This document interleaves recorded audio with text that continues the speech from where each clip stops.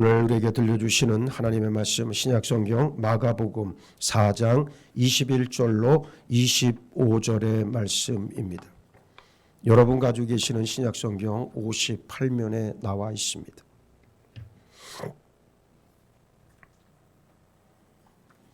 제가 봉독하겠습니다. 또 그들에게 이르시되 사람이 등불을 가져오는 것은 말 아래에나 평상 아래에 두려 함이냐 등경 위에 두려 함이 아니냐 드러내려 하지 않고는 숨긴 것이 없고 나타내려 하지 않고는 감추인 것이 없느니라.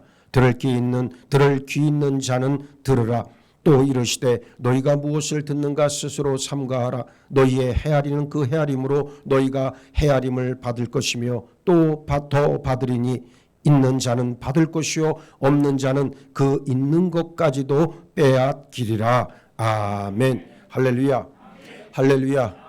예, 오늘도 이렇게 주의 거룩한 주의 날에 하나님의 집에 나와 예배하는 여러분들을 축복하고 여러분들에게 하나님의 풍성하신 은혜가 임하길 두 손 모아 간절히 바라봅니다.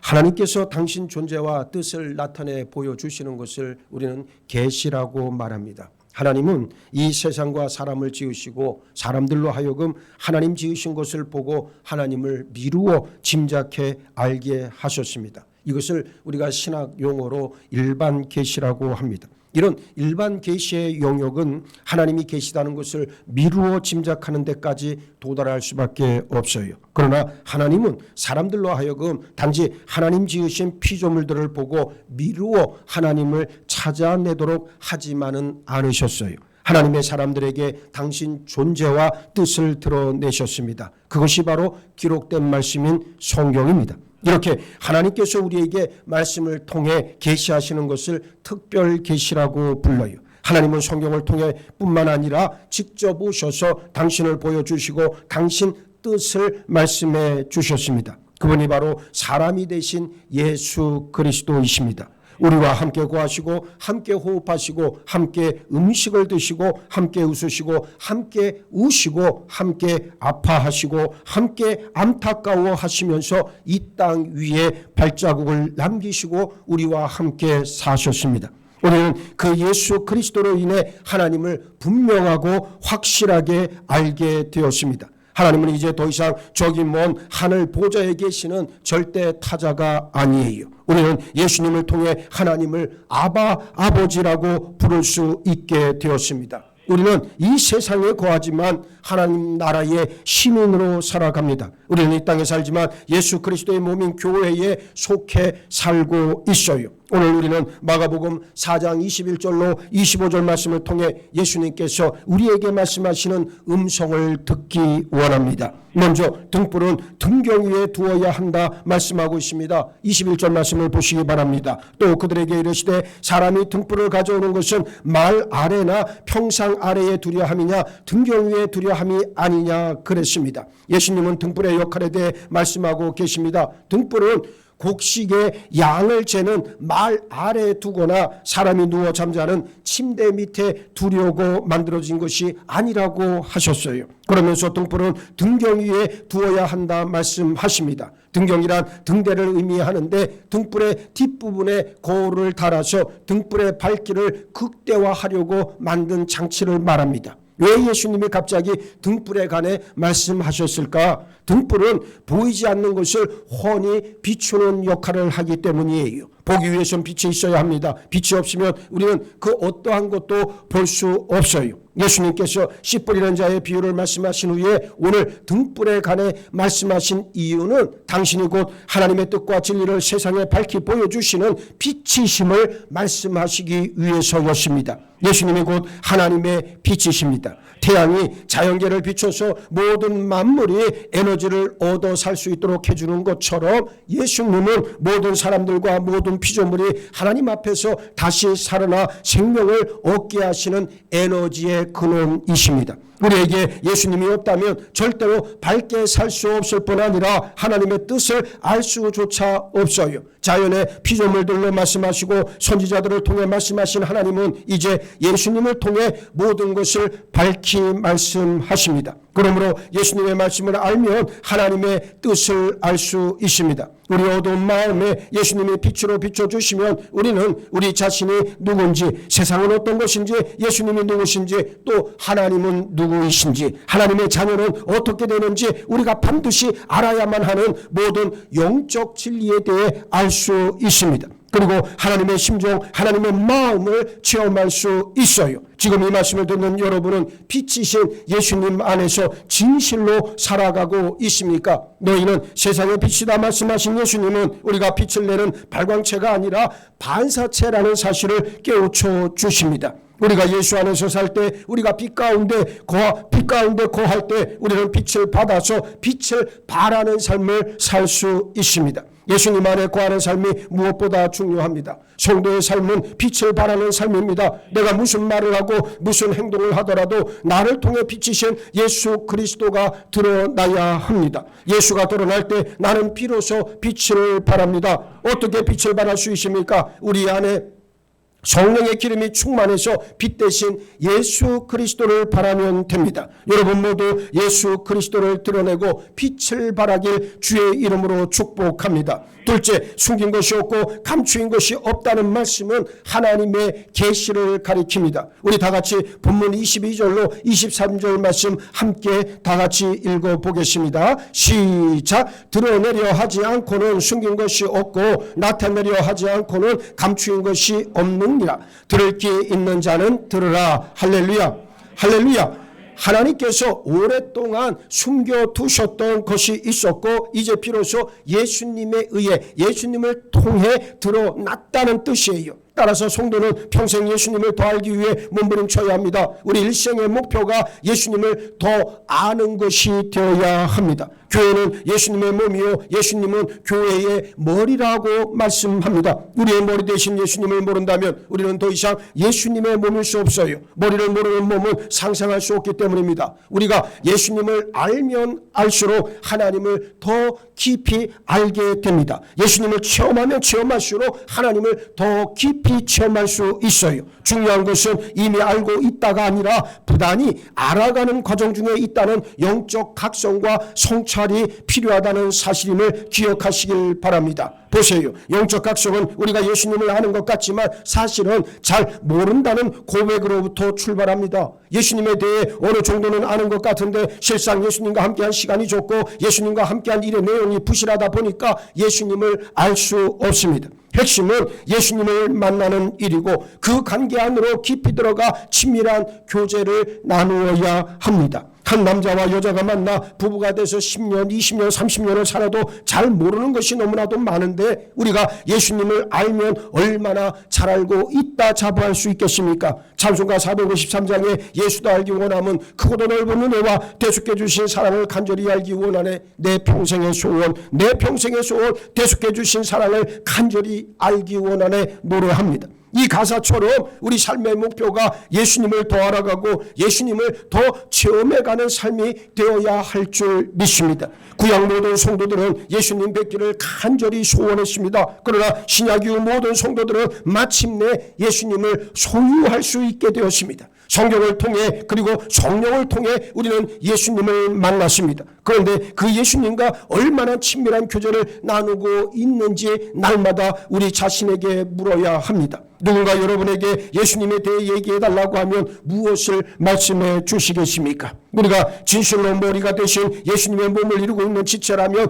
예수님에 대해서 잘 알아야 합니다. 우리가 예수님을 알면 알수록 우리는 세상 가운데 하나님의 자녀로 알려지게 되어 있습니다. 세상은 예수님을 몰라요. 그렇기 때문에 우리가 세상을 향해서 예수님의 존재를 알려주어야 합니다. 우리가 예수님을 알게 된 것도 어느 누군가 예수님을 우리에게 알려주었기 때문입니다. 예수님은 우리를 통해 세상에 당신을 알리시길 간절히 원하고 계세요. 이것이 바로 교회의 사명인 줄 믿습니다. 교회는 끝없이 세상을 향해 나아가야 하고 확장되어야 합니다. 셋째, 듣는 것을 삼가하라 말씀합니다. 24절 상반절에 또 이르시되 너희가 무엇을 듣는가 스스로 삼가라 그랬습니다. 들을 게 있는 자는 들으라 말씀하신 예수님은 이제 듣는 것을 삼가야 한다 말씀하고 계십니다. 사실 우리는 단지 듣는 것만이 아니라 듣고 보고 만지는 것 같이 우리에게 들어오는 모든 정보나 사물의 내용에 대해 늘 조심해야 한다는 사실이에요. 손을 깨끗이 닦아서 청결을 유지하고 음식을 위생적으로 먹어서 건강을 유지하는 것도 중요하지만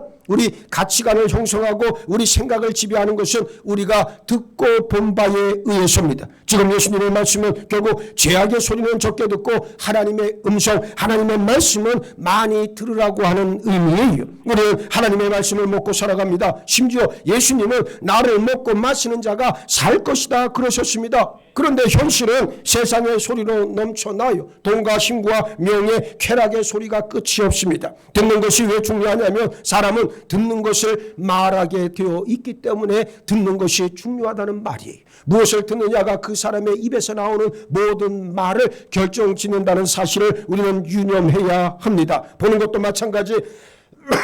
본 것을 우리는 말하게 되어 있습니다. 단지 말만 하는 것이 아니고 그렇게 생각하고 행동하고 살다 죽습니다. 우리가 하나님의 말씀을 들으면 하나님의 말씀대로 생각하고 말하고 행동하고 말씀대로 살다 말씀대로 죽을 수 있습니다. 그러나 마귀의 소리, 세상의 소리, 육신의 소리를 들으면 그대로 또한 살게 되어 있습니다. 오늘 본문 바로 전에 씨 뿌리는 자의 비유가 나오는데 예수님은 밭의 중요성을 말씀하시면서 아무리 밭이 좋아도 잘못된 씨를 뿌리면 잡초와 엉겅퀴, 가시나무만 무성한 그런 밭이 된다 말씀하셨습니다. 하나님의 말씀을 들으시기 바랍니다. 말씀을 들을 때 그 말씀이 우리를 하나님의 나라로 인도합니다. 반면 세상의 소리, 마귀의 소리, 귀신의 소리를 들으면 우리를 사망의 음침한 골짜기로 지옥의 불구덩이로 인도한다는 사실을 유념하기 바랍니다. 넷째, 헤아림을 유의해야 한다 말씀합니다. 24절 하반절을 보세요. 너희의 헤아리는 그 헤아림으로 너희가 헤아림을 받을 것이며 더 받으리니 그랬습니다. 하나님께서는 우리 평가 기준이 무엇이어야 하는지 말씀해 주고 계십니다. 어떤 사람들은 자신에 대해서는 아주 관대하면서도 타인에 대해서는 너무나도 엄격하게 구는 사람들이 있습니다. 성도는 자신에 대하여는 철저하고 타인에 대해서는 너그러워야 한다는 말입니다. 예수님은 우리가 타인에 대해 평가 기준을 삼는 것이 곧 타인이 우리를 향한 평가 기준이 된다 말씀합니다. 우리는 예수님께서 우리를 사랑하시는 것처럼 다른 사람들을 향해 사랑과 용서를 베풀어야 합니다. 만약 예수님이 우리를 사랑하지 않고 용서하지 않으셨다면 지금 이 자리에 있을 수 있는 사람은 단 한 명도 없을 거예요. 예수님께서 우리를 그렇게 사랑하셨고 용서하셨다면 우리도 마땅히 우리 이웃을 사랑하고 용서해야 할 줄 믿습니다. 우리가 구원받아 하나님의 자녀가 되고 예수의 몸인 교회의 지체가 되었다는 것은 우리 가치관이, 세계관이 변했다는 말 아니겠습니까? 예수님께서 보시는 대로 보고 예수님께서 들으시는 대로 들어야 할 줄 믿습니다. 어린아이 하나를 대하는 그 자세와 태도가 예수님께서 우리를 대하시는 잣대가 된다는 사실을 꼭 명심하기 바랍니다. 다섯째, 있는 자는 더 받을 것이요 없는 자는 그 있는 것까지 빼앗기게 된다 말씀합니다. 25절 말씀 우리 한번 다 같이 읽겠습니다. 시작. 있는 자는 받을 것이요 없는 자는 그 있는 것까지도 빼앗기리라. 할렐루야, 할렐루야. 경제적인 법칙과 같이 부익부 빈익빈 형상이 영적인 세계에서도 그대로 일어난다. 예수님이 지금 말씀하고 있는 거예요. 없어서 못 먹는 사람은 힘이 없어서 더 일을 하지 못하고 그래서 더 못 먹게 되고 그런 악순환의 고리에 갇혀 결국 죽게 됩니다. 있어서 먹는 사람은 힘이 있어서 더 일을 하게 되고 그래서 더 먹게 되고 더 건강하게 잘 살아요. 햇빛과 공기와 수분을 잘 빨아들이는 나무는 더 건강하게 잘 자라지만 그 나무의 그늘에 가려진 나무는 햇빛도 공기도 물도 더 공급받지 못해서 결국 고사하고 맙니다. 영적인 실상도 똑같아요. 믿음이 깊은 사람은 하나님을 더 걸급하게 찾고 그래서 영적으로 더 자라납니다. 믿음이 없는 사람은 하나님을 갈급하게 찾지를 않아요. 제가 목회를 해보니까 한 가지 깨닫는 귀한 실제적인 교훈이 무엇이냐면 마음에 애절함이 없는 사람, 갈급함이 없는 사람은 믿음의 사람이 아니에요. 그런 사람은 어떠한 경우에도 믿음의 열매를 맺을 수가 없어요. 왜냐? 하나님은 우리에게 은혜를 허락하시는데 많은 은혜를 내려주세요. 그런데 그 은혜를 내려주시는 본질적인 이유는 딱 한 가지밖에 없습니다. 무엇이냐면 우리를 믿음을 통해서 구원에 이르게 하도록 우리에게 풍성한 은혜를 내려주시는데 그 은혜가 무엇인가를 깨닫게 해주시는 분이 바로 성령 하나님이라 그러셨거든. 그런데 성령을 받지 못하니까 내가 은혜를 받았는지 받지 못했는지도 모르고, 더 심각한 문제는 믿음의 껍데기는 있는데 믿음의 내용이 하나도 없다 보니까 그 삶은 언제나 무미건조하고 하나님을 향한 마음이 불타오른 적도 없고 뜨겁게 열정과 사랑의 마음으로 나간 적도 단 한 번도 없다는 얘기요. 이것이 끊임없이 악순환이 됩니다. 악순환이 되다 보니까 뭡니까? 삶의 애절함이 없어져요. 그래서 될 대로 되라, 깨세라 세라, 스페인 말로 깨세라 세라라고 하는 말을 우리가 쓰는데, 여러분 보세요. 될 대로 되라, 뭐 되겠지, 시간이 흐르면 되겠지.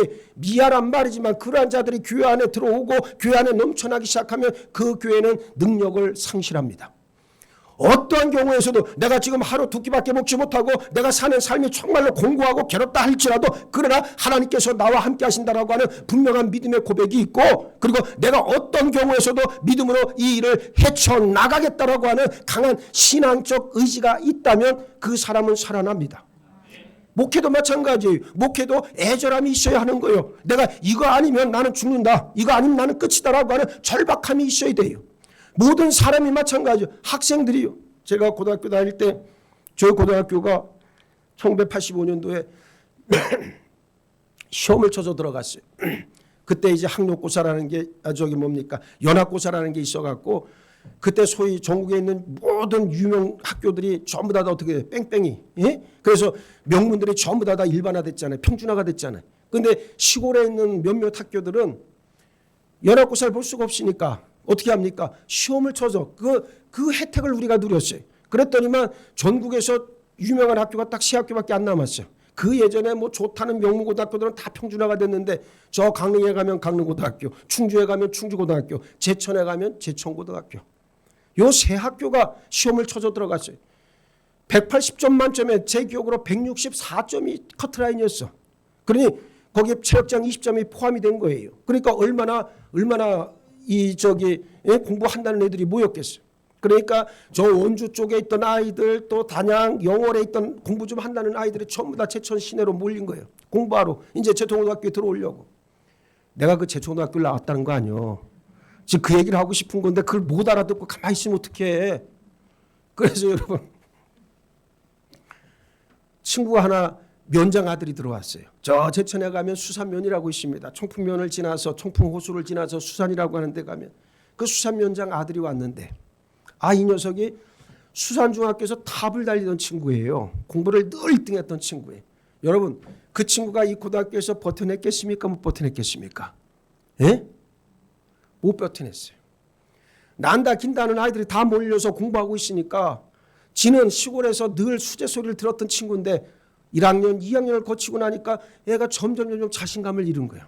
그래서 고3이 돼서 저희 때 처음으로 야간 자율학습이라고 하는 것을 12시까지 한 거예요.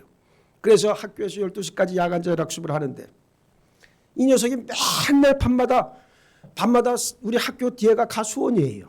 그 가수원 밤에 뭐 누가 주인이 지키겠습니까? 그러니까 맨날 가수원에 올라가서, 여러분 그때는 그 소주가 2홉들이가 있었고 4홉들이가 있었고 대병이 있었어요. 이걸 아는 사람은 먹어본 사람이야. 뭘 이정민 권사님 뭘 고개 끄덕거리고 있어. 이 녀석이 매일 밤 가서 사업들이 하나를 그냥 다 먹고 내려오는 거예요. 그 사람들은 몰랐죠. 제가 왜 저러는지. 이 녀석이 갑자기 정신이 어떻게 됐는지, 아니면 나중에 알고 보니까 그 좌절감에, 그 실패감에 괴로워서 매일 소주 하나 먹고, 그리고 이제 졸업을 해. 이 친구는 대학을 못 갔어요. 반면에 들어올 때는 뒤로 들어왔지만, 저 뒤쪽에 있는 석차로 들어왔지만, 그래도 내가 여기서 공부해갖고 내가 내가 생각하는 꿈을 꾸겠다고 했던 애들은 전부 다 그때 대학에 들어갔어요. 그래서 한 반에 67명, 68명이 되는데, 저희 때만 해도 4년제 대학 들어간 게 50명이 4년제 대학교를 들어갔다고. 예? 여러분, 제가 왜 이 얘기를 드리냐면, 애절함이 있으면 성공합니다.